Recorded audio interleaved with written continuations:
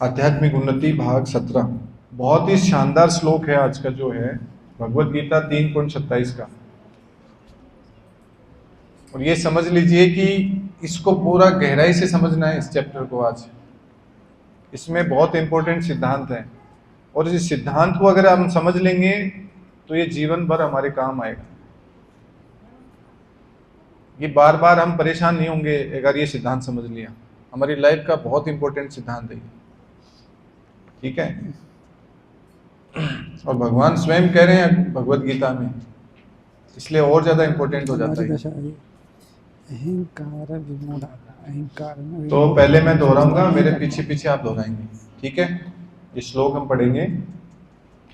प्रकृते क्रियमाणानि प्रकृते क्रियमाणानि गुणे कर्माणि सर्वश गुणे कर्माणि सर्वश अहंकार विमूढ़ आत्मा अहंकार विमूढ़ात्मा कर्ता अहम इति मन्यते कर्ता अहम् इति मन्यते।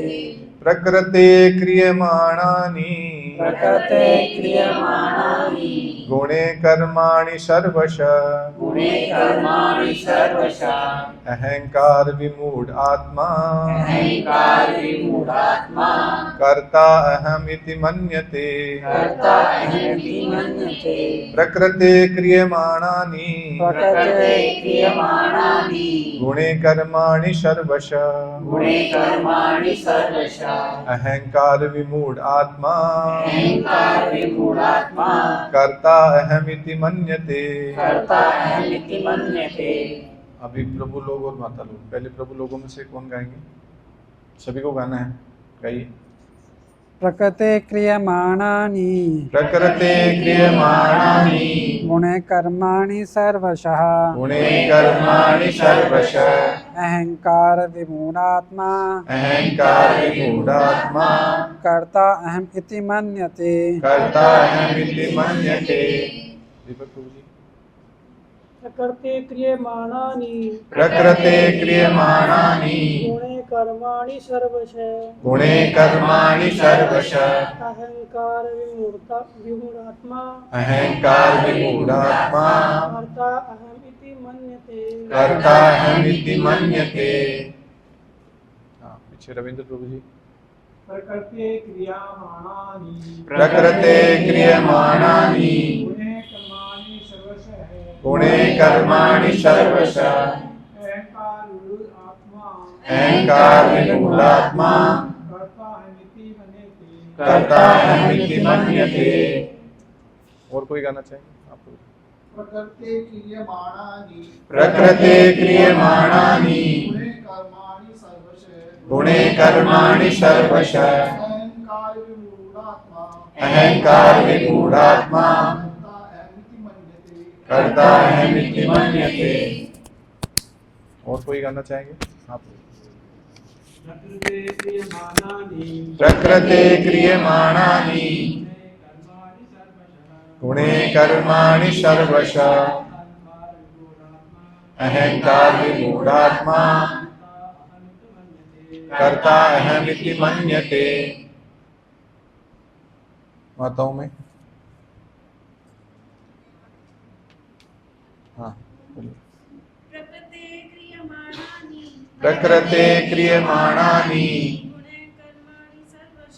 गुणे कर्माणि सर्वशः अहंकार विमूढ़ात्मा कर्ता अहम इति मन्यते। और कोई गाएंगे?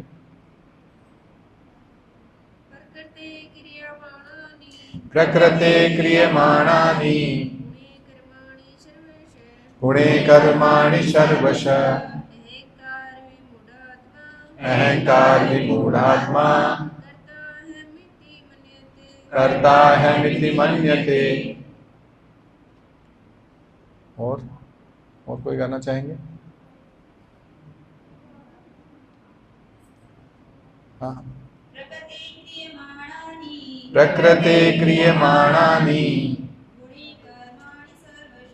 गुणे कर्माणि सर्वशः अहंकार विमूढ़ात्मा कर्ता अहमिति मन्यते। हाँ कहिए। प्रकृते क्रियमाणानि गुणे कर्माणि सर्वशः अहंकार विमूढ़ात्मा कर्ता अहमिति मन्यते। लास्ट कोई और कोई गाना चाहें?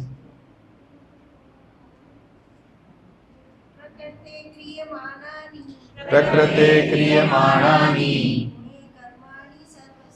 गुणे कर्माणि सर्वशः अहंकार विमूढ़ात्मा कर्ता अहमिति मन्यते। बहुत सुंदर। तो सभी के लिए ताली बजाइए। सभी ने बहुत सुंदर तरीके से गाया है। इसको बार बार गाने का अर्थ ये है कि हमारे अंदर तक ये चला जाए। अब कितने भक्तों को याद हो गया बिना देखे इतनी बार बोलने से? एक लाइन या पूरा दोनों लाइन? कितने भक्तों को याद हुआ? आधा हो गया? आधा हो गया? आधा हो गया तो भी खड़ा करें हाथ। हाँ बताइए। सर्वशः। बहुत अच्छा, बहुत अच्छा।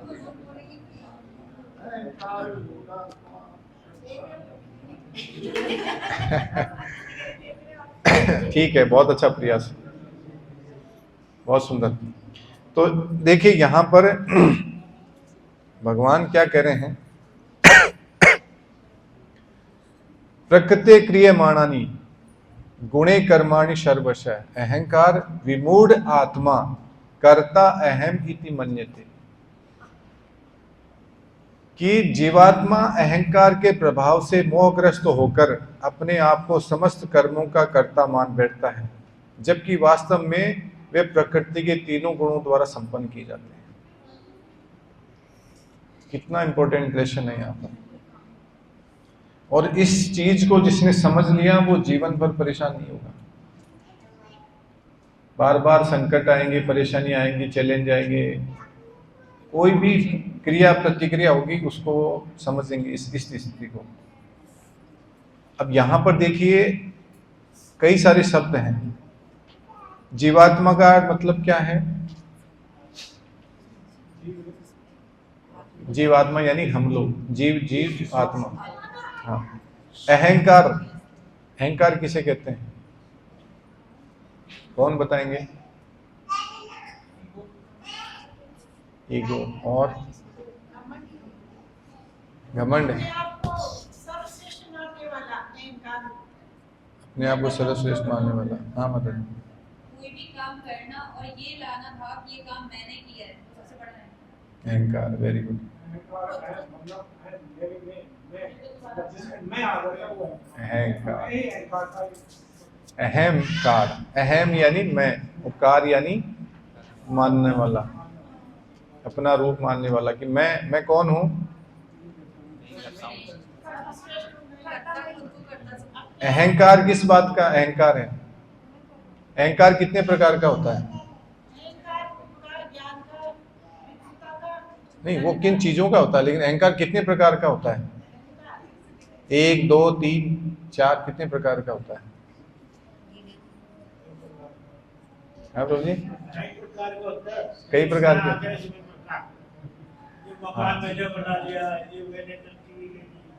हाँ वो तो उसके रूप हैं। अहंकार 2 प्रकार का होता है। 2 प्रकार का अहंकार होता है।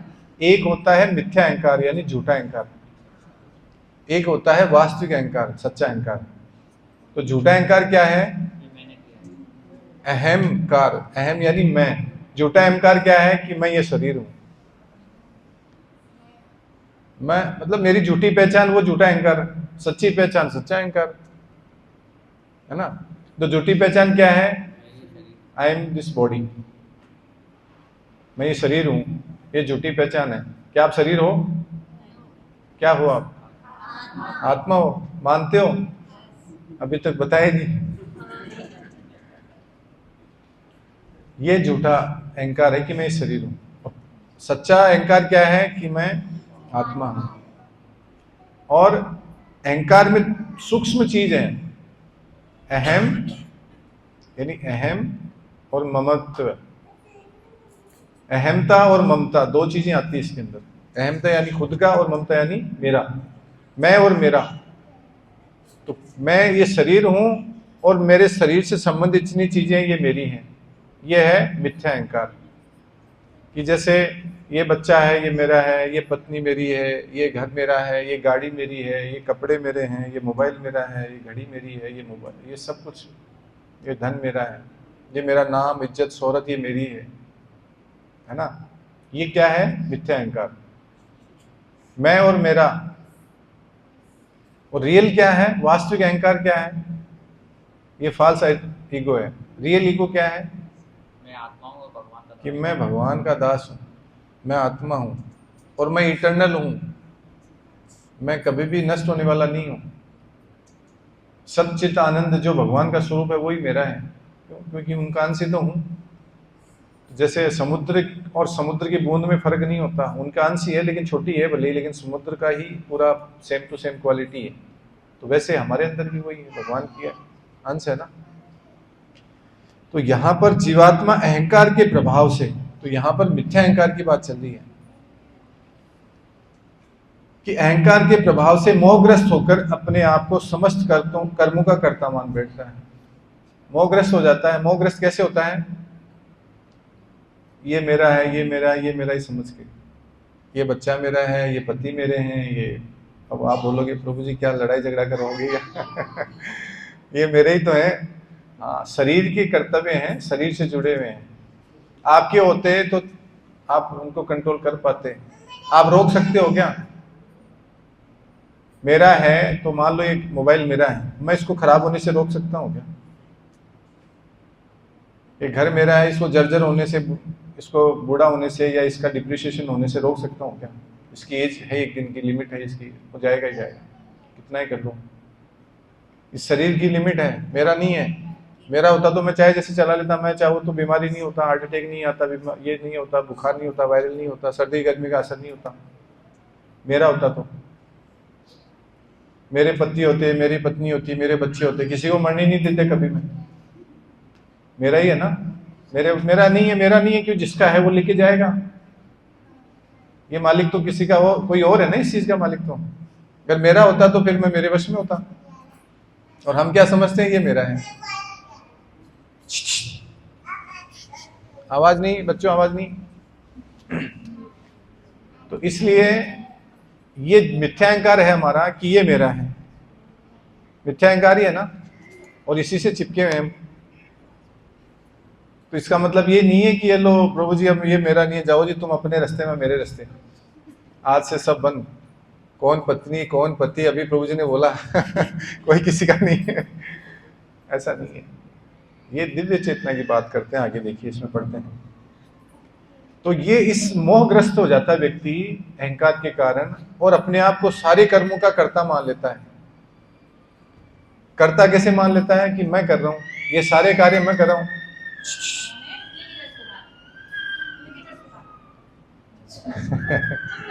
कोई बात नहीं, कोई बात नहीं, ठीक है, बच्चे हैं। तो यहां पर क्या है? सभी कर्मों का कर्ता मान लेता है। ये गाड़ी तो मेरे बिना चले ही नहीं, मैं तुम्हारे परिवार का पालन करने वाला मैं ही हूं, ये घर मेरी वजह से चल रहा है, मैं नौकरी नहीं करूं तो तुम भूखे मर जाओ। अभी देखो मैं तुम्हें पाल रहा हूं, तुम्हें खाना खिला रहा हूं, मैं नहीं होता तो ये घर नहीं होता, मैं नहीं होता तो ये स्कूल नहीं चलती, मेरे बच्चे नहीं पलते, मैं नहीं होता तो शाम को जो सारे इंतजाम है खाना वाना से सब कौन बना के देता, मैं नहीं होता तो ऑफिस में जॉब कौन करता, ये कंपनी मेरे पीछे टिकी हुई है, आज नहीं करूं तो प्रोजेक्ट की कंपनी बंद हो जाए। तो ये अहंकार होता है व्यक्ति में, और ये मिथ्या अहंकार होता है, जबकि उसको पता नहीं कि करता वो नहीं है, करने वाला कोई और है। कई कंपनी आई गई, कई बिजनेस आए गए, कितने लोगों के घर में बोलते हैं यार इसके बिना काम नहीं चलता, और वो चला जाता है फिर भी काम होता है। जबकि वास्तव में प्रकृति के तीनों गुणों द्वारा संपन्न किए जाते हैं। तो प्रकृति के 3 गुण कौन कौन से हैं? रजोगुण, सतोगुण और तमोगुण। तो इसमें सबसे श्रेष्ठ गुण कौन सा है तीनों में से? सतोगुण है। उसके बाद में रजोगुण। पक्का? कौन सा गुण है? रजोगुण है या तमोगुण है? तमो लास्ट में आता है। समझदार हो गए सबके सब। हाँ, तो यहां पर एक एग्जाम्पल लेते हैं हम कि जैसे हमारे अंदर ये भाव क्यों आता है अहंकार का। जैसे अभी हम कहीं जा रहे हैं या आ रहे हैं कहीं से, तो अभी कोई व्यक्ति बैठा है, बस में बैठा है, घरवाली का फोन चला गया कि हरे कृष्णा कहाँ हो? बोले रास्ते में हूं, आ रहा हूं, यही बोलते हैं। लेकिन क्या हम मानते हैं वास्तव में हम आ रहे हैं? हम क्या करें? हम लेटे लेटे फोन पे बात कर रहे हैं, बस में स्लीपर में बैठे हैं या सीट पे बैठे हैं, हम चल के आ रहे हैं? बस चल रही है, हम नहीं चल रहे ना। या ट्रेन में बैठे हैं, हाँ जी मैं आ रहा हूँ, बस अभी आया 15 मिनट में। वो आ सकता है? बोले बस में बैठा हूँ, बस जितनी देर में लेके आएगी लेके आ जाएगी। लेकिन हम क्या कहते हैं? मैं बस आया, मैं आ रहा हूँ। तो स्थिति यहाँ पर यह है कि व्यक्ति बोल तो रहा है कि मैं आ रहा हूँ, लेकिन क्या वो आ सकता है अपनी इच्छा से? अभी टायर फट जाए या कोई ब्रेकर आ जाए, कोई जाम लग जाए, कुछ भी हो जाए, उसके वश में है कुछ भी? एक्सीडेंट हो जाए, कुछ और। हालांकि ऐसा ना हो, भगवान करे ऐसा ना हो, लेकिन होते ही है। हमारे चाहने ना चाहने से क्या होता है? चलाने वाले की अवस्था है, रोड की स्थिति है ना, बहुत सारे कारण उस पर निर्भर करते हैं। तो सब चीजों पे प्रकृति का कंट्रोल होता है। प्रकृति हर जगह कंट्रोल करती है। अभी जैसे हम सब लोग बैठे हैं यहाँ पर, तो यहाँ पर भी प्रकृति के गुण कार्य कर रहे हैं सभी के ऊपर। किसी को थोड़ी झपकी आ रही है, क्यों? तमोगुण बढ़ रहा है। अभी प्रसाद पा लिया, थोड़ी नींद आएगी। पहले पाने का कुछ नुकसान भी होता है क्योंकि वो ग्लूकोज अंदर जाता है तो थोड़ा सा अपना रिएक्शन देगा ही देगा, कुछ समय के लिए आएगी तंद्रा टाइप से। इसलिए कहते हैं कि थोड़ा सा या तो बहुत जल्दी पालो पहले, या थोड़ा सा लेट, जिससे आलस नहीं आएगा। तो अभी हम जब यहाँ बैठे हैं, किसी का चित्त है वो पूरी तरह से यहाँ पे क्लास में ऑब्जर्व है, पूरा ध्यान है कि हम जो बोल रहे हैं वो सुन भी रहे हैं, उस पर विचार कर रहे हैं। कुछ लोगों का ध्यान यहाँ बैठे हैं मन शरीर से, लेकिन मन कहीं और जा रहा है। वो घर के किसी काम में, आज वहाँ कुछ पानी नहीं आया, आज वो पेमेंट देना था, आज नल उसका सिलेंडर का पैसा नहीं दिया, वो सिलेंडर पहुँचने वाला था, अभी अरे मीटिंग थी मेरी बिजनेस में। ये पर्टिकुलर किसी के लिए नहीं है, एक कॉमन बात है। तो हमारा कुछ लोगों का ध्यान और कहीं रहता है, और कुछ लोगों का ध्यान ये होता है कि बहुत अच्छी अच्छी हवा आ रही है, एसी चल रही है, थोड़ा जगह मिल जाए तो प्रभु सो जाऊंगा, ऐसा भी आता है। तो ये तीनों गुणों के प्रभाव से, प्रकृति के गुण है ना। तो सतोगुण का क्या प्रभाव है?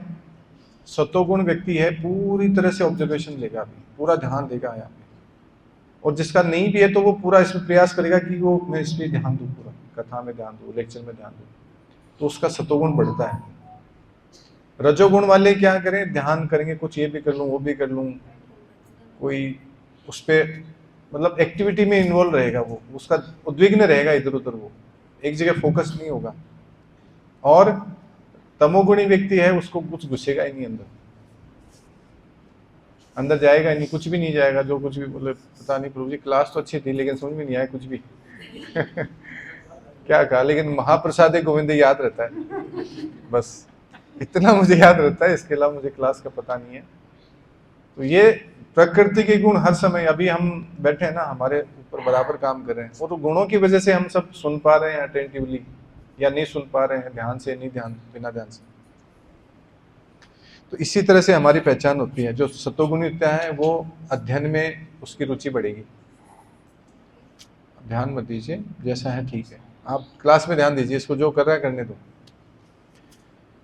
वो अच्छे से नाम का जप करेगा, सीनियर भक्तों की या गुरुजनों की का कहना मानेगा। रजोगुणी होता है वो नए नए आइडियाज, बिजनेस के नए नए उद्यम करेगा, कुछ न कुछ ये कर लूँ और धन कमा लूँ, बहुत कुछ कर लूँ, ऐसे ऐसे चीज़ों में लगा रहेगा और बहुत मेहनत करता है, वो बहुत धन चाहिए उसको। और तमोगुणी होता है वो सारे उसके पास आसुरिक प्रवृत्तियाँ आ जाती हैं, वो पूरा बोलेगा भाई अब मेरे को रेस्ट करना है, मैं सोऊंगा आराम से, अभी सुबह नहीं सोऊंगा, रात को नहीं सोऊंगा, दिन में सोऊंगा और सारे गलत काम करूंगा, सारे नियमों की धज्जियाँ उड़ाऊंगा, आराम से नशा भी करूंगा, जुआ खेलूंगा, पब में जाऊंगा, डिस्को बार में जाऊंगा, ये सब काम करेगा।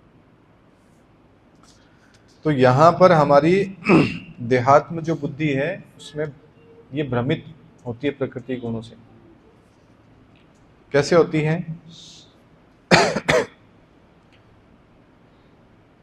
वो मानता है कि ये सब मैंने किया है, मैं हूं करने वाला।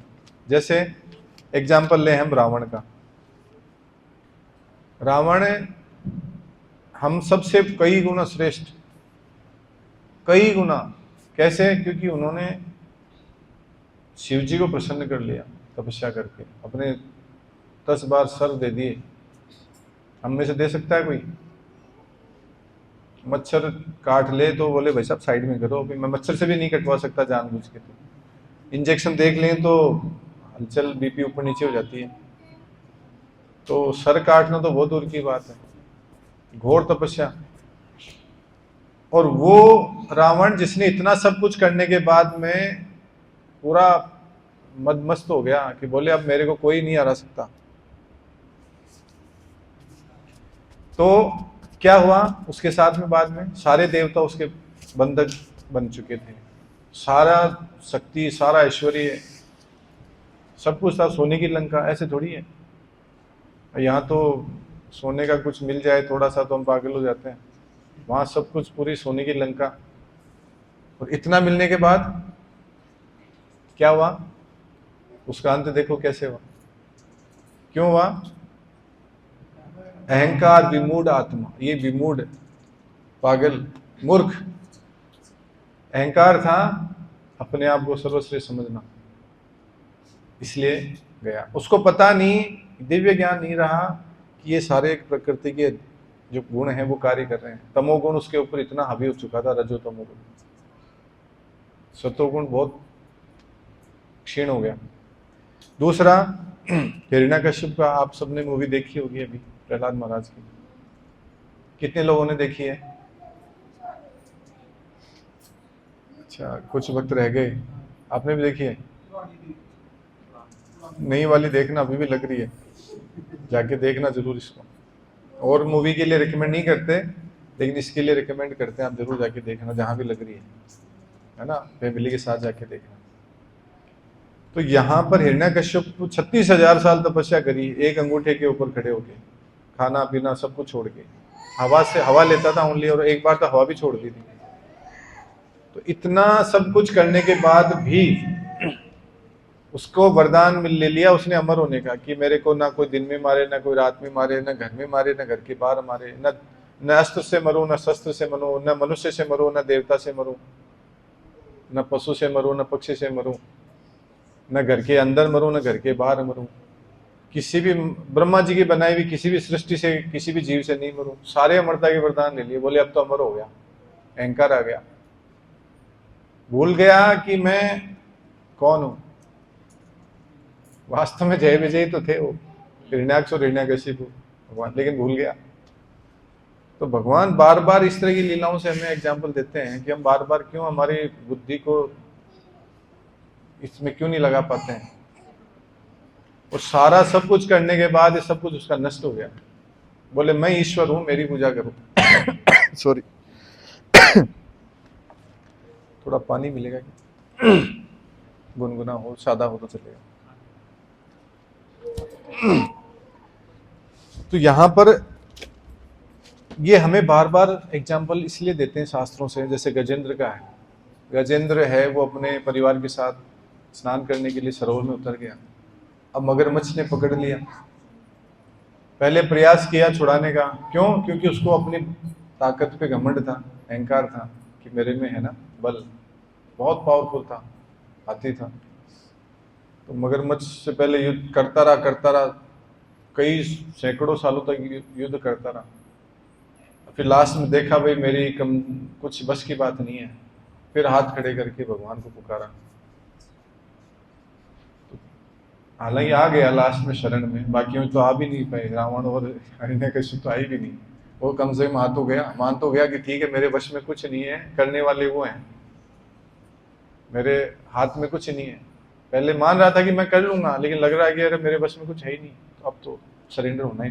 दूसरा, हम देखें हमारी प्रैक्टिकल लाइफ में, जैसे कोई अब ये बच्चा है निर्भय, अब ये अगर ये सोचे कि मैं स्कूल जाऊंगा और मान लो इसके अच्छे नंबर आ गए, टॉप पर आ गया, क्यों? कितने नंबर आते हैं तेरे? 89 और ये इतने 90% के आसपास, तो ब्रिलियंट बच्चा है। तो अब अगर ये जाके स्कूल में जाके ढिंडोरा पीटे, घर पे आके बोले कि ये तो मेरी क्वालिटी है, मैंने इतना अच्छे से पढ़ाई करी है और तब जाके मेरे इतने नंबर आए, अगर मैं नहीं होता स्कूल में तो स्कूल वालों का नाम रोशन कौन करता, है ना? तो अब ये तो हो गया अहंकार वाला भाव, क्यों? क्योंकि अपने आप को समझता है कि मैं सब कुछ करने वाला हूँ। और यही अगर ये सोचे कि मेरे वश में क्या है, ये जो बुद्धि मुझे दी है ये भगवान ने दी है, मैं मंद बुद्धि भी हो सकता था, मुझे 100 बार पढ़ाई तो ही समझ में नहीं आता। और हैं कई बच्चे ऐसे, कितना ही समझा लो नहीं समझ में आता, बुद्धि उन्होंने दी है। एग्जाम का क्वेश्चन पेपर इसने सेट थोड़ी करा है कि हार्ड आएगा इजी आएगा, और बीमार हो गया तो ये स्वास्थ्य किसने दिया? एग्जाम ही नहीं दे पाए तो कहेगा इंटेलिजेंट धरा रह जाए सारे के सारे। होते ना कहीं एग्जाम होते हैं, बीमार हो गए, एग्जाम नहीं दे पाए, बोले बहुत इंपॉर्टेंट थी, गए, वो थोड़ी बोलेगा एग्जामिनर, बोले यार बीमार थी चलो अगली बार दे लेना। तो क्या कर सकते हैं? हमारे हाथ में है। कौन कंट्रोल करता है? प्रकृति के गुण कंट्रोल करते हैं। और क्यों इनको कौन कंट्रोल करता है? प्रकृति को मया अध्यक्षेण प्रकृति श्रूयते चराचर, मया अध्यक्षेण, भगवान की अध्यक्षता में प्रकृति कार्य करती है कि इसलिए कभी भी ये नहीं भूलना चाहिए कि सब कुछ जितने भी कार्य हैं भगवान कर रहे हैं, करता वो हैं। वैसे व्यापारी को देखो, हाँ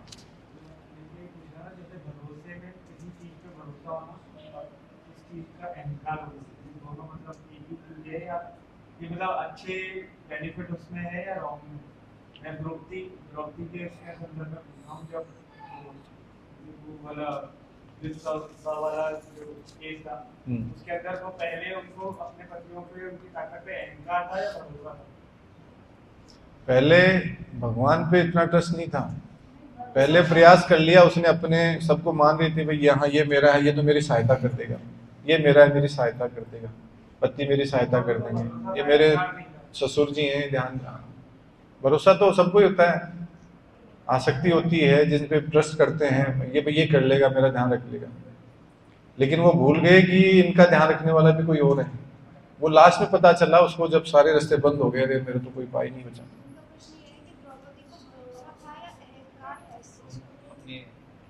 द्रौपदी को भरोसा था या अहंकार था? तो यहाँ पर ना द्रौपदी को भरोसा था ना उनको अहंकार था। वो उस स्टेज में थी जहां पर, हालांकि देहात्म बुद्धि तो थी वहां पर भी, पूरी तरह से सरेंडर नहीं होते। पूरी तरह से सरेंडर होना ही अहंकार को छोड़ना है। जितनी परसेंटेज हम सरेंडर होते हैं कृष्ण की तरफ, उतने हम अहंकार से दूर होते हैं, मिथ्या अहंकार से। क्योंकि पूरी तरह से हो गए तो पूरी तरह हमने सरेंडर कर दिया, तो मान लिया कि यही है। थोड़ा पकड़ रखा है तो वहां पर भी वो थोड़ा थोड़ा पकड़ रखा था, अपना पल्लू भी पकड़ रखा था, और थोड़ी उम्मीद भी लगा रखी थी बाकी जीवों से कि ये मेरा ध्यान रखेंगे, ये बचा लेंगे, है ना। तो उम्मीद थी, उम्मीद सभी को ही रखता है अपने परिवारजनों से, ये मेरी रक्षा करेंगे, ठीक है। लेकिन पुकारें, वो भगवान भेज देंगे, उनको प्रेरणा दे देंगे कि जाओ तुम रक्षा करो, लेकिन पुकारा नहीं। अगर पहले पुकार दे भगवान से कि प्रभु आप मेरी पुकार सुनिए, आप बचाइए, तो हो सकता था भीष्म पिता अपनी प्रतिज्ञा तोड़ देते, लेकिन नहीं पुकारा। नहीं पुकारा तो नहीं तोड़ी। भगवान किसी के भी हृदय को बदल सकते हैं, हालांकि हस्तक्षेप नहीं करते, लेकिन चाहे तो कुछ भी कर सकते हैं। वो किसी नियम से कानून से बंधे हुए नहीं है ना। तो यहाँ पर द्रौपदी माता का जो एग्जाम्पल है, उनको ट्रस्ट था, लेकिन वो भरोसा इस तरह का था जैसे हम जनरली करते हैं, सभी करते हैं, उसी तरह का भरोसा था। और भरोसा टूटा तो गोविंद याद आई, है ना, और टूटना भी जरूरी था, है ना। तो इस तरह से हम देखते हैं, जैसे डॉक्टर है, वो बोले कि मैं हर सर्जरी मेरी 99% सक्सेस होती है, और एक सर्जरी अच्छी हो गई तो उसमें उसकी तारीफ हो गई, अरे वाह कितने शानदार डॉक्टर हैं, जबरदस्त, एंकर आ गया, चौड़े हो गए, थोड़े फीस 500 थी 1500 कर दी, 10-20 और हो गए, सक्सेसफुल हो गए, और बढ़िया क्लिनिक पे लाइन लग गई। अब तो वेटिंग पीरियड भी 7 दिन का 15 दिन का आने लग गया, अब तो टाइम ही नहीं है। और फिर 1-2 सर्जरियाँ ऐसी हुई, उनमें पेशेंट वहीं बेड पे हो गए, एक्सपायर हो गए। तो लोकप्रियता का ग्राफ, बोले ये कैसे हो गया? बोले आपके हाथ में थोड़ी ऐसा कुछ है, आप थोड़े बचा सकते हो पेशेंट को, आप अपना इलाज कर सकते हो जो आपको आता है, आप बचा नहीं सकते किसी को। बहुत बार देखा मैंने, बड़े बड़े ये जो हॉस्पिटल है, अभी कुछ दिन पहले एक पेशेंट था, मेरे जो मित्र हैं, जानकार हैं उनके, वो पूरे ट्रीटमेंट करा के गया, सारी जांचें करवा ली A to Z, eco 3D सारा करा के, और CBC जितनी भी जांचें करानी थी सब करा ली। बोले सब नॉर्मल है, रिपोर्ट लेके गया यहाँ से खुद। आधे घंटे बाद गया, डॉक्टर ने बोला, बोले ओके एकदम परफेक्ट, जाइए आराम से, कोई मेडिसिन की कुछ जरूरत नहीं है। और रास्ते में गया 15 मिनट ही भी शरीर शिथिल पड़ गया, वापस आके एडमिट हो गया उसी हॉस्पिटल। बोले क्या हुआ? बोले ओके आप तो कुछ नहीं है, कोई प्रॉब्लम नहीं है, पूरा चेक वेक करके ठीक है, फिर भी मेरे को बहुत ऐसा लग रहा है, घबराहट सी हो रही है। बोले कोई नहीं, आप आधा घंटा रेस्ट कर लो फिर चले जाना। वहाँ आधा घंटा रेस्ट किया, प्राण छोड़ गया। अब बोले क्या करें, घर वालों को बुलाने का टाइम नहीं मिला। सारी रिपोर्ट सही है, डॉक्टर एक्सपर्ट है, हॉस्पिटल अच्छा है, सारी सुविधाएं हैं, क्या कर सकता है? डॉक्टर को पता है वो बच जाएगा अभी, उसको तो यही पता नहीं इसका प्रॉब्लम है क्या। सारी टेस्ट सही आ गए, कोई रिपोर्ट नेगेटिव नहीं है, तो कंट्रोल में नहीं है। लगता है कि डॉक्टर बचा लेगा, हमें उम्मीद है, भगवान से नहीं है, डॉक्टर से उम्मीद है बचा लेगा। डॉक्टर के पास जाना चाहिए, लेकिन इस भाव से कि ये मेरे जितना समय है ना उतना मेरे को मिलेगा, लेकिन मैं मेरा कर्तव्य पूरा करूं, मुझे जाके दिखाना है, मेरी जिम्मेदारी है शरीर का ध्यान रखना, क्योंकि ये शरीर मेरा नहीं है। किसका? ये भगवान का दिया हुआ है। तो भगवान का दिया हुआ शरीर है, तो इसका ध्यान रखना मेरी जिम्मेदारी है, ये मेरी प्रॉपर्टी नहीं है। This is not my property, this is Krishna's property. तो मुझे इसका ध्यान रखना है, तो इसके लिए मैं क्या करूंगा? बीमार हो रहा हूं तो दवाई लूंगा, फिर भी ठीक नहीं हुआ तो किसी और जगह दिखाऊंगा, लेकिन ये नहीं सोचूंगा कि मैं मेरे अपने बल पे कर लूंगा या वो डॉक्टर मुझे ठीक कर देगा। करेंगे तो भगवान, वो अपनी जितनी भी बुद्धि है उसके अनुसार आपको इलाज करेंगे, ठीक है। तो इस तरह से बहुत सारे एग्जाम्पल हैं। प्रसाद कुकिंग में आते हो, ये मैंने बनाया, ये मैं मेरे अलावा अच्छा से वो बना ही नहीं सकती माता जी, है ना, उसको तो आता ही नहीं है, वो तो कल की आई, उसको क्या पता कैसे बनाते हैं। तो कई सारे एग्जाम्पल ले सकते हैं। अरे क्या बच्चों को पढ़ाना नहीं आता तुम्हें? काहे के हस्बैंड हो तुम, अच्छे से पढ़ाना नहीं आता, एक बच्चा नहीं पढ़ सकता, 2 बच्चे नहीं पढ़े जा सकते, और हस्बैंड बोलता है कि क्या तुम सारे दिन घर में लगे रहते हो, तुम्हें कुछ काम करना धरना आता नहीं है, मैं ला के देता हूँ तुम्हें। इस तरह के कई सारे किसी भी तरीके से ले सकते हैं।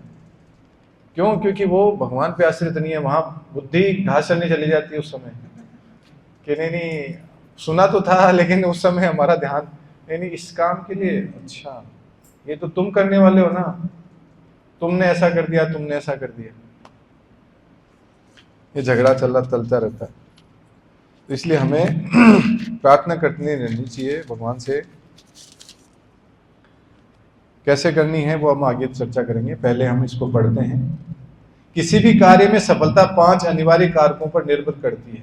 ये हैं स्थान, कर्ता, उपकरण या इंद्रियां, प्रयास तथा भगवान की स्वीकृति। तो ये 5 चीजें कार्य करती हैं। किसी भी काम को सक्सेस करने के लिए उसके लिए 5 कारक हैं। क्या क्या है? स्थान, कर्ता, उपकरण या इंद्रिया, प्रयास तथा भगवान की स्वीकृति। तो स्थान तो कौन सा हुआ? ये शरीर। कर्ता इसके अंदर जो आत्मा बैठा है वो, यानी हम। उपकरण जो इंद्रियां हैं हमारी, ये उपकरण है इसके 5 ज्ञानेंद्रियां और 5 कर्मेंद्रियां। फिर हमारा प्रयास, एफर्ट, और भगवान की स्वीकृति। भगवान अनुमोदन ही करें तो ये, तो यहां पर कह रहे हैं कि इनमें से भगवान का आशीर्वाद सर्वाधिक महत्वपूर्ण है। इन 5 में से सबसे इंपॉर्टेंट क्या है? भगवान की स्वीकृति या उनका आशीर्वाद। यह स्वीकृति भगवान द्वारा अपनी भौतिक शक्ति पर अनुकूल निरीक्षण द्वारा पूरी की जाती है, क्योंकि परमेश्वर की इच्छा से ही प्रकृति कार्य करती है। हाँ, ये पॉइंट भी क्लियर हो गया। क्योंकि देखो, शरीर है, आत्मा है, इंद्रियां भी काम कर रही हैं और हम प्रयास भी कर रहे हैं, लेकिन भगवान की स्वीकृति नहीं है तो हम कुछ भी नहीं कर सकते। एक पत्ता भी नहीं हिल सकता। लेकिन भगवान ने अल्प स्वतंत्रता दी है हमारे, ये नहीं भूलना चाहिए। हमें अल्प स्वतंत्रता दी है। हम बोलेंगे भगवान को, भगवान मुझे ये चाहिए, तो भगवान बोलेंगे ठीक है, ओके, तथास्तु, मुझे ये चाहिए, मुझे ये करना है। तो एक बार मना करेंगे कि भगवान की गलत कर रहे हो तुम, अंदर से आवाज आएगी, परमात्मा देंगे आवाज, लेकिन फिर बोलेंगे नहीं नहीं नहीं, मेरे को वास्तव में चाहिए। तो बोले ठीक है, जा। नहीं नहीं, मेरे को अभी जाना है, मेरे को भी बहुत लेट हो रहा है, बर्थडे पार्टी मिस हो रही है मेरी। अरे क्लास चल रही है, वहाँ पे क्लास। नहीं नहीं नहीं, आज तो मेरे को वहाँ पे देखो पनीर की सब्जी, कितना अच्छे से आइसक्रीम मिलेगी, कितना अच्छे से, मेरा खास दोस्त है, मेरा रहा नहीं जाएगा उसका। ठीक है, ओके, कोई बात। तो एक बार बोलेंगे, लेकिन उसके बाद ऐसी तड़प हमारी ऐसी लग जाएगी उसके पीछे, तो हम उस चीज़ को ज़्यादा वैल्यू दे देंगे। तो ठीक है, कोई बात। तो वहाँ पर उसका खुद का कर्म क्रिएट हो जाता है। भगवान एक बार बोलते हैं कि तुम गलत मत करो, चोरी मत करो, ये मत करो, आवाज़ देंगे हमारे को, लेकिन हम उसको ओवरलैप कर जाएंगे, अनसुना कर देंगे। क्यों? क्योंकि हमारे प्रकृति के गुण कार्य कर रहे हैं। और फिर लास्ट में क्या होता है? मुझे बीमार तो हो गए थे, इस बार थोड़ा जाना पड़ा, बहुत पीछे पड़ गया था मेरे, तो इतना मन्नतें करी, 4 बार पूछा मुझे फ़ोन करके। पता है कोई 4 बार करे तो, आप तो एक ही बार नहीं करते, है ना? एक मैसेज छोड़ते हो, मैसेज से क्लास में कैसे आए? तो वहाँ पर ये पता चलता है कि हम किस चीज़ को ज़्यादा प्रायोरिटी देते हैं। और यहाँ पर भगवान का जो है ना स्वीकृति, वो ज़्यादा इम्पोर्टेंट है। भौतिक प्रकृति मनुष्य की चेतना के अनुसार कार्य करती है। अब देखिए, हमारा पूरा कंक्लूजन यही क्लियर हो जाएगा। जो माइंड सेट है, भौतिक प्रकृति मनुष्य की चेतना के अनुसार कार्य करती है। हमारा कॉन्शियसनेस लेवल जिस तरह का होगा, ये प्रकृति वैसे काम करेगी। आपको जो चीज़ चाहिए ना, वैसे काम करेगी। आप सोचोगे ना, अभी मेरे को ताश खेलनी है, आपकी व्यवस्था कर देगी अपने आप ही। किसी शादी में जाते हो, कहीं चले जाओ आप, और कुछ लोग ड्रिंक करने वाले हैं, तो उनके लिए पता नहीं भगवान जाने कहाँ से व्यवस्था हो जाती है। आप चाहोगे आपके लिए पानी नहीं मिलेगा, लेकिन उनके लिए शराब की व्यवस्था हो जाती है। हमने तो बहुत बार देखे, गाँव में खूब शादियों में अटेंड करे हमने, तो लोग पता नहीं कहाँ से 5 मिनट पहले पूछते थे आसपास, बोले कोई ठेका वेगा नहीं, बोले नहीं है। और 20 मिनट बाद में वो कहीं झाड़ियों के पीछे बैठ के मतलब क्या समझ में नहीं आया कहाँ सा कौन सा तंत्र काम करता है। तो प्रकृति वहाँ उनकी व्यवस्था करती है, उनकी चेतना के अकॉर्डिंग। पंडित जी चाहिए, पंडित जी भी मिल जाएंगे।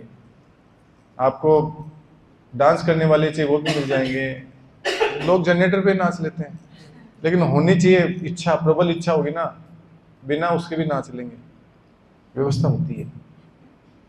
तो हमारी भी यहाँ पर भगवान परीक्षा लेते हैं कि कौन कितना सुदृढ़ होता है, उस पर डिपेंड करता है। अब देखिए आगे बता रहे हैं, जब जीव प्रकृति के 3 गुणों के प्रभाव में रहता है, तो उसके सारे कार्य भगवान की बहिरंगा शक्ति द्वारा, यानी प्रकृति द्वारा संचालित होते हैं। तो तीनों गुणों के कंट्रोल में जब तक होगा रजो सतो तमो गुण के अंदर, तो बहिरंगा शक्ति जो माया देवी है, दुर्गा देवी, उसके कंट्रोल में रहेगा। ठीक है। किंतु जब वह दिव्य चेतना यानी शुद्ध सत्व दशा को प्राप्त हुआ रहता है, हरे कृष्ण, आइए माता जी। तो जब वह दिव्य चेतना यानी शुद्ध सत्व दशा को प्राप्त हुआ रहता है, तो उसके कार्य भगवान की अंतरंगा आध्यात्मिक शक्ति द्वारा संचालित होते हैं। तो पहले अगर वो रहता है भौतिक प्रकृति के कंट्रोल में, तब तो उसके वो कंट्रोल कौन करता है? प्रकृति। और दिव्य चेतना में आ जाता है, मतलब एक बार सरेंडर हो गया कि मुझे भगवान के चरणों में आना है, अब मुझे इनमें नहीं फंसना है, तो उनकी अंतरंगा शक्ति कौन सी? लादनी शक्ति, राधा रानी, उनके आश्रय में आ जाता है। उनके आश्रय में आने के बाद में फिर बच गए आप, फिर आपका इलाज हो जाएगा। जीव चाहे तो भगवान की बहिरंगा शक्ति या फिर अंतरंगा शक्ति के द्वारा अपने कार्य को संचालित किए जाने के चुनाव कर सकता है। क्यों कर सकता है? हम कौन सी शक्ति हैं? तटस्थ शक्ति हैं, तट पे हैं। जो तट होता है ना, समुद्र का किनारा, चाहे तो हम इधर मिट्टी की तरफ आए, चाहे तो पानी में चले जाएं, बीच में है। तो अंतरंगा शक्ति की तरफ जाएं, चाहे तो राधा रानी खड़ी है उधर चले जाएं भगवान की तरफ। एक बहिरंगा शक्ति है, चाहे माया की तरफ आ जाए, मुझे तो अरे वाह कैसीनो जाना है, वहां जाना है, वहां करना है, ये करना है, हमारे कंट्रोल में है दोनों चीज। हम चाहें जैसी इच्छा रख सकते हैं। लेकिन शुद्ध चेतना, दिव्य चेतना यानी राधा रानी के संपर्क में आए, फिर बच गए। आगे देखिए, यह जीव की अल्प स्वतंत्रता की परिधि है। थोड़ी सी स्वतंत्रता मिलती है कि मैं इधर जाऊं या इधर जाऊं, बस इतना ही करना होता है। बाकी उसके वश में कुछ नहीं है, आगे की व्यवस्था उसके हाथ में नहीं है, आगे जाके क्या होगा, कैसे होगा। जिस क्षण आत्मा भगवान के चरण कमलों पर पूर्णतः आत्मसमर्पण कर देता है और उनकी प्रेमा भक्ति में लगे रहने के लिए प्रार्थना करता है, दोबारा पढ़ते हैं, जिस क्षण आत्मा भगवान के चरण कमलों पर पूर्णतः आत्मसमर्पण कर देता है कि हे प्रभु मैं तो अब आपका ही हूं, आप देख लीजिए जैसा रखना चाहें, और उनकी प्रेमा भक्ति में लगे रहने के लिए प्रार्थना करता है कि मुझे आपकी शरण में ले लीजिए और आप जैसा चाहें वैसा करिए, उसी क्षण वह अपने कर्म फलों के बंधन से मुक्त हो जाता है। सारे कर्म आपने जितने भी करें आज तक, पाप जितने भी करें, सब नष्ट हो जाएंगे उसी दिन से। एक क्षण में आपके सारे नष्ट हो जाएंगे। एक बार आपने प्रेम से हरे कृष्ण महामंत्र पूरे सरेंडर होकर के, प्रभु की शरण में होकर के ले लिया, पुराने जितने भी पाप है सब नष्ट हो जाएंगे। ध्यान रखिए, किसी भी देवी देवता में ये हिम्मत नहीं है, इतनी शक्ति नहीं है कि वो आपका एक भी पाप नष्ट कर सके। सिर्फ भगवान और भगवान का शुद्ध नाम, ये ही आप सारे पापों को नष्ट कर सकते हैं। क्यों? क्योंकि अंतरंगा शक्ति के अंदर है ये सारा जो सिस्टम है। बहिरंगा शक्ति नहीं कर सकती। बहिरंगा शक्ति सिर्फ मैनेज करती है चीजों को, आपको प्रोवाइड करा देगी जो जो चीजें चाहिए, सारे ऐश्वर्य दे देगी आपको बाहरी तौर से, जितना चाहिए आपको। बुद्धि चाहिए, मेटेरियलिस्टिक, आपको ऐश्वर्य चाहिए, धन चाहिए, कुछ और चाहिए, सब दे देगी। लेकिन भक्ति नहीं मिलेगी आपको। भक्ति सिर्फ अंतरंगा शक्ति का हाथ में है, वो देंगी आपको। तो आगे देखिए, इसी अवस्था में वह इस शास्त्रीय आदेश जीवेर स्वरूप है कृष्णेर नित्यदास, आत्मा अपने आदि आध्यात्मिक स्वरूप में कृष्ण का नित्य दास है। तो इसीलिए कहते हैं कि हम भगवान की सेवा किए बिना रह नहीं सकते। क्यों? क्योंकि हमारा मूल धर्म यही है। जैसे चीनी का धर्म क्या है? मिठास। उसमें से मिठास निकाल दो तो वो चीनी रहेगी। नमक का स्वभाव क्या है? धर्म क्या है? खारापन। खारापन निकल जाएगा तो वो नमक नमक नहीं रहेगा, वो तो कुछ और ही हो गया। तो वैसे ही आत्मा का मूल स्वभाव क्या है? मूल धर्म क्या है? कृष्ण का नित्य दास है। भगवान की सेवा करना उसका मूल धर्म है। अगर वो नहीं करेगा तो आत्मा आत्मा है ही नहीं फिर, है ना। तो ये तो फिर वो जड़ की तरह काम करेगा, वो मैटर की तरह करेगा, तो चैतन्य कहलाएगा। तो इसका मूल स्वभाव यही है, और भगवान की सेवा करने में नहीं तो उसको असली आनंद मिलेगा। कि सच्चाई को प्रमाणित करता है, इस पद के कारण आत्मा को प्रभुत आनंद प्राप्त होता है। आनंद सिर्फ एक ही जगह मिलेगा। कृष्ण के नित्य दास की क्षमता कृष्ण की बहिरंगा शक्ति माया के दास से करना ठीक नहीं है। अब देख ले, यहां पे क्लियर बता रहे हैं, माया का दास सदा उदास और कृष्ण का दास बिंदास। तो यहां पर बता रहे कि माया के दास की तुलना कृष्ण के दास से नहीं करी जा सकती कभी भी। दूसरे शब्दों में, पदार्थ के ऊपर प्रभुत्व जताने से शक्ति तथा आनंद की भावनाओं की प्राप्ति भगवान की सेवा से अनुभव किए जाने वाले आनंद की तुलना में तुच्छ है। और इस दशा को पाने का एकमात्र उपाय है शरणागति। एक मिनट बीच में कुछ छूट गया। दूसरे शब्दों में, पदार्थ के ऊपर प्रभुत्व जताने से शक्ति तथा आनंद की भावनाओं की प्राप्ति भगवान की सेवा से अनुभव किए जाने वाले आनंद की तुलना में तुच्छ है। यहां तक कि 8 प्रकार की योग सिद्धियां भी कृष्ण के नित्य दास होने के आनंद की तुलना में तुच्छ है। 8 प्रकार की अष्ट सिद्धियां सुना है नाम, अणिमा, लगिमा, गरिमा, प्राप्ति, वशिमा, ऐसे करके। तो ये 8 जो सिद्धियां हैं, ये किनके पास है? हनुमान जी के पास है। और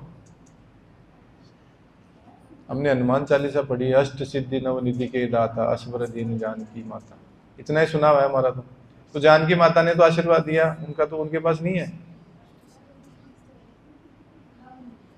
तो भगवान के पास तो ही है।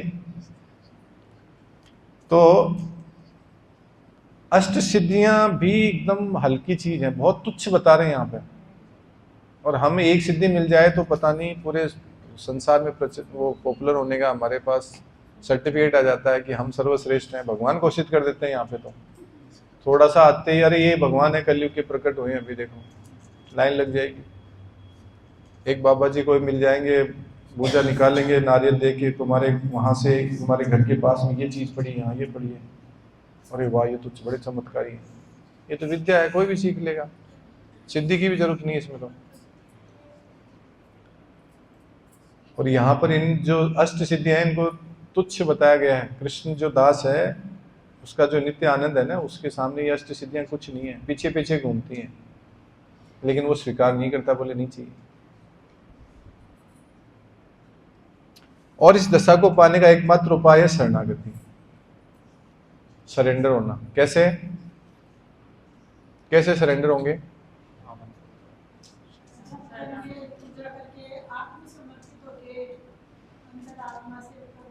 जैसा भगवान चाहते हैं या भगवान के जो प्रामाणिक प्रतिनिधि चाहते हैं वैसा फॉलो करना। शरणागति का अर्थ है ये सिंपल सा, कि जैसे हमारे आचार्य कहते हैं एज इट इज उसको फॉलो करना। तो पूरी तरह सरेंडर होना मतलब उनके आदेशों का पालन करना। और उन्होंने इनके आदेश दिया है कि 4 नियम पालन करो, 16 माला का जप करो, उनका भगवान के बारे में उनकी रूप गुण लीलाओं की चर्चा करो, बाहर की असत्संग को त्यागो, सत्संग में रहो। ठीक है। शुद्ध कृष्ण चेतना की जागृति जो कि जीव की सिद्धि है, एकमात्र भगवान की शरण ग्रहण करने से प्राप्त की जा सकती है। तो ये जीव की सिद्धि है, शुद्ध कृष्ण चेतना की जागृति, और भगवान की शरण ग्रहण करने से ही प्राप्त की जा सकती है। और दूसरा उपाय नहीं, जिसकी लालसा जीव में शाश्वत रूप में निहित रहती है, और यही वास्तव में उसकी लालसा भी यही रहती है, इटर्नली। इसलिए श्री चैतन्य महाप्रभु ने चैतन्य चरितामृत मध्य लीला 22.107 में कहा है, नित्य सिद्ध कृष्ण प्रेम साधे कभू नाय। बोलिए, श्रवणादि शुद्ध चित्ते कर ये उदय। कृष्ण के प्रति प्रेम जीवों के हृदयों में शाश्वत रूप में स्थापित रहता है। यह ऐसी वस्तु नहीं जिसे अन्य साधन से प्राप्त किया जाए। जब श्रवण तथा कीर्तन से हृदय शुद्ध हो जाता है तो जीव स्वतः जाग जाता है। तो यहाँ पर कृष्ण के प्रति प्रेम जो है वो शाश्वत है सभी जीवों के हृदय में, क्योंकि मूल स्वभाव है, मूल धर्म है आत्मा का, तो ये तो होना ही है। बस ये अलग बात है कि माया के कारण पहले सूक्ष्म शरीर के द्वारा और फिर भौतिक शरीर के द्वारा ही ढका हुआ है, और ऊपर से अनर्थों की परतें चढ़ी हुई हैं। कई करोड़ों जन्मों हमने अनर्थ ही अनर्थ इकट्ठे करे हुए हैं, काम क्रोध लोभ मोह मद मात्सर्य के रूप में। तो आत्मा के ऊपर परतों दर परत चढ़ चढ़ के इतना पूरा ढका हुआ है कि बेचारा बद्ध बंधा हुआ है, उपाय नहीं उसके पास में। तो यहाँ पर एक ही साधन है, क्या है? श्रवण तथा कीर्तन से हृदय शुद्ध हो जाता है, तो जीव स्वतः जाग जाता है। तो हम श्रवण और कीर्तन ही तो करते हैं, इसके अलावा और क्या विधि है? यही तो बताइए आचार्यों ने कि सुनो और गाओ। तो मुंह से हरे कृष्ण महामंत्र बोलना है और कानों से सुनना, सबसे सिंपल विधि है। ऐसा नहीं कहा गया कि जाके आप नीट में एग्जाम पास करना पड़ेगा आपको, आईपीएस की आईएएस की एग्जाम देनी पड़ेगी, उसमें क्लियर होंगे तब जाके कुछ सोचेंगे, ऐसा तो कहा नहीं। ये तो अनपढ़ से अनपढ़ और पढ़े से पढ़ा लिखा हर कोई व्यक्ति गा सकता है, बोल सकता है। तो यहां पर एक चीज हम देखते हैं कि पाप कोई नहीं करना चाहता। प्रश्न उठता है कि फिर हम ये पाप क्यों करते हैं? हमें पता है फिर भी हम पाप क्यों कर बैठते हैं बार बार? ऐसे क्यों प्रवृत्ति हमारे अंदर आ जाती है? तो यहाँ पर कोई भी व्यक्ति है जो नहीं चाहता कि वो पाप करे, अनजाने में या जानबूझ के। आप में से कोई चाहता है कि मैं पाप करूं और उसका फल भोगूं? नहीं चाहता ना, फिर भी अनजाने में हो जाते हैं हमसे। अनजाने में किसी को गुस्सा कर लिया, कहीं कोई ज्यादा बोल दिया, किसी की चुगली हो गई, या फिर हमने किसी का कोई हिसाब किताब में गड़बड़ हो गया, या कोई जानवर पैरों तले आ गए हैं घर में कुछ करते हुए, गाड़ी चलाते हुए, ना चाहते हुए भी हो रहे हैं हमसे। क्यों? क्योंकि प्रकृति के गुण हमसे करवा रहे हैं, हम नहीं कर रहे। अब आप कहोगे प्रभु जी मैं भी थप्पड़ लगाऊं और मैं बोल दूंगा कि तो मैंने नहीं किया, प्रकृति के गुण कार्य कर रहे हैं यहाँ पे, तो है ये रजोगुण तमोगुण करवा रहा है अभी। तो हाँ कर रहे हैं, अगर आप मानोगे इस बात को कि ये प्रकृति गुण कार्य कर रहे हैं तो यही होगा, लेकिन हम मानते नहीं है। उसने मुझे थप्पड़, मुझे हाथ दिखा दिया, मेरे पे हाथ उठा लिया, मारा नहीं है, सिर्फ हाथ ही उठाया है। अगली बार अगर दिखा तो बैग पैक मिलेगा मेरे से, और सीधा मायके की टिकट मिलेगी। और अगर माता जी ने हाथ उठा दिया तो जाके रो लेंगे थोड़ा अंदर जाके, और क्या करेंगे? और उपाय थोड़ी है, क्या कर लेंगे? थोड़ा गुस्सा कर लेंगे। विकल्प नहीं दिया है। क्यों? क्योंकि पति पत्नी, शास्त्र बताते हैं कि पत्नी हमारे भाग्य से मिलती है, हमारे प्रारब्ध से मिलता है। आप उसको चेंज नहीं कर सकते, किसी को भी आया है उसको स्वीकार करो, उसकी सेवा करो। अगर आप इसके सोचोगे रे यार कोई अच्छा मिल जाता, इससे अच्छा कोई और मिल जाता, तो आप फंसोगे अगले जीवन में पक्का। आपको कई जन्म लेने पड़ेंगे, क्योंकि तुम भगवान की दिव्य व्यवस्था को अस्वीकार कर रहे हो। आपको फल मिला आपके कर्मों के कारण, और बोल रहे मुझे ये नहीं चाहिए, तो ठीक है बेटा इससे ज्यादा लेना अगली बार, 24 घंटे लड़ने वाली मिलेगी। और फिर भी नहीं संतुष्ट है तो फिर अभी तो देखते जाओ क्या क्या होने वाला है। वो त्रस्त होके फिर पता नहीं क्या क्या उसको कष्ट देने पड़ेगी। तो स्वीकार करो, क्योंकि भगवान की संपत्ति है, और भोग करने की इच्छा से नहीं कि मैं अधिपत्य जमा लूं, मैं पति हूं तो मैं ये कर लूंगा, मेरा इतना पावर है, मैं श्रेष्ठ हूं। ऐसा नहीं है, ऐसा नहीं रखना चाहिए कभी भाव। इस भाव से कि मेरे भगवत भजन में मेरी सहायता करेगी, भगवान ने मुझे जीवन साथी दिया है, ठीक है मैं भी आगे बढ़ूं और इसको भी साथ लेके चलूं। ये नहीं सोचें कि हम शोषण करें, इसको एज ए दासी की तरह ट्रीट करें, ध्यान ही नहीं दें पूरा, लेकिन इस तरह से करें कि ये भगवान ने मेरे लिए मेरे जीवन में इसको बढ़ाया है। पति का कर्तव्य है कि वो भगवान श्री कृष्ण के चरणों की शरण ग्रहण करे और पत्नी का कर्तव्य है कि वो अपने पति की सहायता करे कृष्ण की भक्ति करने में। ये प्रभुपाद जी ने बार बार ये स्टेटमेंट दिया है, इसलिए हमें ध्यान रखना चाहिए। तो भगवान से जब हम अपना परिचय जानना चाहते हैं, समझना चाहते हैं, तो हमारे अंदर ये भाव अपने आप प्रकट होता है। भगवान देते हैं कि ठीक है, तुम्हें चाहिए जानना है, तथास्तु। वैसे संग में भेज देंगे, वैसे लोगों के बीच में भेज देंगे, वैसा आपको अपने आप ही सत्संग मिल जाएगा और वहां तक आप पहुंच पाओगे। तो इस तरह से इन 3 चीजों को नरक का द्वार बताया गया है। किन किन चीजों को? काम, क्रोध और लोभ। ये सबसे खतरनाक है, काम, इच्छाएं जो है। तो अगर ये पूरा हो जाता है तो लोभ बढ़ता है, और नहीं होता है तो क्रोध आता है, गुस्सा आता है। इसी को हम भगवान की सेवा में लगाते हैं। तो अब आप बताइए, हमेशा देखो एक प्रार्थना करनी चाहिए हमें बार बार, ना हम विप्रो ना च नरपति, ना हम वैश्यो न शूद्रो, ना हम वर्णी।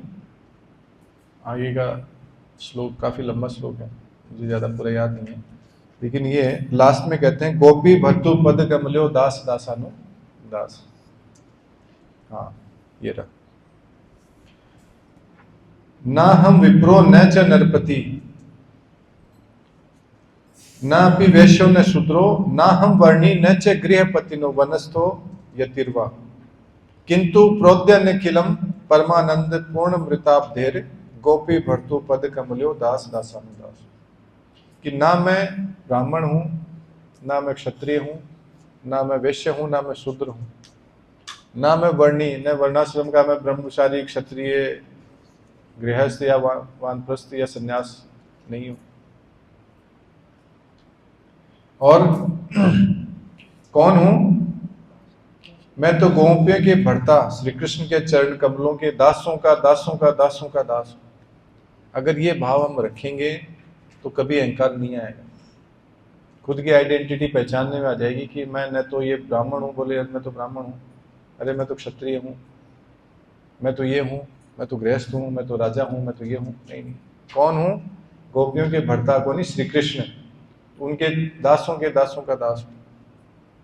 तो ये हमें हमेशा याद रखना चाहिए, और हमेशा ध्यान रखो, ये इस श्लोक को याद कर लेना। प्रकृति क्रियमाणानि, कुछ भी करोगे याद रखो आप, सारे प्रकृति के उन कार्य करवा रहे हैं हमसे। हम नहीं है, कर्ता नहीं मानना चाहिए कभी। लेकिन हम क्या करते हैं? अहंकार विमूढ़ आत्मा, अहंकार में हम जो अपने आप को समझ लेते हैं, क्या समझ लेते हैं? कर्ता अहम इति मन्यते, हम ही करता है।